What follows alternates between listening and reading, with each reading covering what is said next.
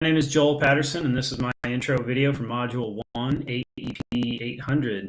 Thanks for joining. First slide, just a little bit about me. I am currently a third grade teacher at Madison Elementary.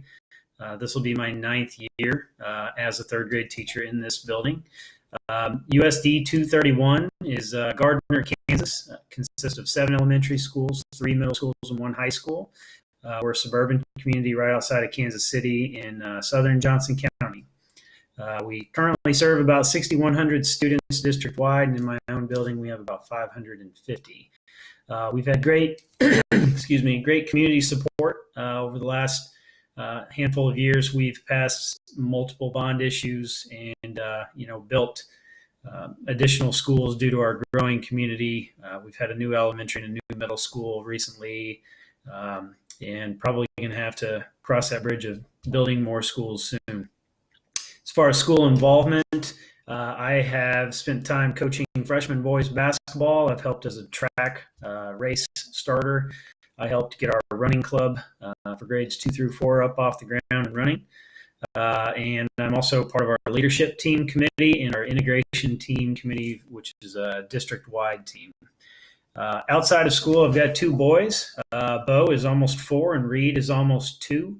They keep my wife and I really busy. My wife her name is Jenna, and she's a nurse at Children's Mercy Hospital downtown.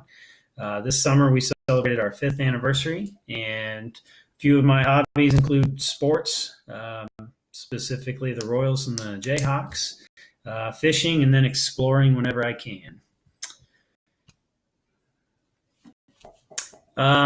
The next slide is impacts, implications, and influence that innovative ideas and technological resources have on classroom instruction and student achievement and continuous school improvement. So on this one, I said, first and foremost, increased student engagement. Whenever you can use technology and have innovative, great new ideas to use with students, they're engaged more, which leads to fewer behavior problems. You're also tapping into higher level thinking for your students. And then they can begin to take ownership in their own learning. Leads to easier communication with parents as well. You're not writing a note on a piece of paper and sending that home and hoping it gets there. You can send a message.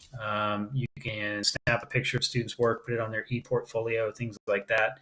It also lends itself to differentiating your instruction to meet your different student needs, kind of gear up, gear down for your high kids, your low kids. There's quick feedback for students and parents, specifically with Google Classroom and portfolios. You can give them a real quick, feedback, let them know what's good, what needs worked on, things like that. And it's also just empowering students for what they're going to need in the future, what skills they're going to need to use. My plan to improve or enhance my current practices in order to improve student achievement and support continuous school improvement. Really, first and foremost here, completing each module within this course, taking care of the reading assignments, projects, writing papers, doing presentations such as this, and then just really sharing ideas out on our Google Plus forum and reading from others and learning from them. Taking new ideas, techniques, and knowledge that we gain in this course and actually trying it in the classroom. And like I said previously, just really learning from others. I think that's one of the biggest things in these courses is learning what other people are trying and seeing if it fits for us. Having an open mind to try new things and just see what works for our classes, and then just kind of be okay with making mistakes and know that when you're trying new stuff, sometimes it falls flat and then you go back at it and try it again and improve. On this slide, we've got our critique of own personal use or non-use of innovative technological resources in my classroom. I think for the most part, I'm pretty open-minded when it comes to using new technology in the classroom. I'd like to think for my grade level and even building-wide, I'm kind of a resource for some of my colleagues when it comes to technology things. A few of the things that I've been using in my class, we use Class Dojo, which has a feature called Stories, which is essentially a Facebook page for our classes, so parents can kind of get a glimpse of what's going on in the rooms and what we're learning. We're trying out e-portfolios this year, so students can place their work in there and parents can see it. We've used Google Classroom for a couple years now. We have our Mystery Science online science program, Smartboard, BrainPop, Kahoot, Prodigy, United Streaming, Freckle, Study Island, Storyworks. The list goes on and on. So we're constantly trying new things to make it more innovative and more technology based in class. I will say that one area that I can improve on is sometimes it's easy to get trapped into something being a tried and true thing that just really works for you and kind of just sticking with that one way or one program. And so this class, I'm hoping to take some new ideas back and kind of put those in motion. And the other thing is just it's kind of hard to implement some of these ideas once the school year is already off and running. It's easy to read over summer break and find all these great new ideas and start off with a couple of them. But once you're in the grind of another school year, it's hard to kind of put new pieces into motion sometimes. What impact will funding have on your plan?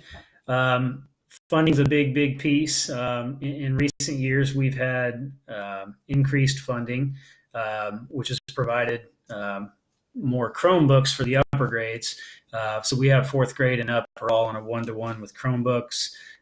Since the upper grades have gone to the Chromebooks, that's left more laptops, kind of hand-me-down laptops for third grade and below. So we are getting more access and more laptops into students' hands, but we're not quite at that one-to-one initiative yet. And so funding could help us there. Funding also goes into some of our subscriptions for things that we use, such as Mystery Science, BrainPop, and United Streaming.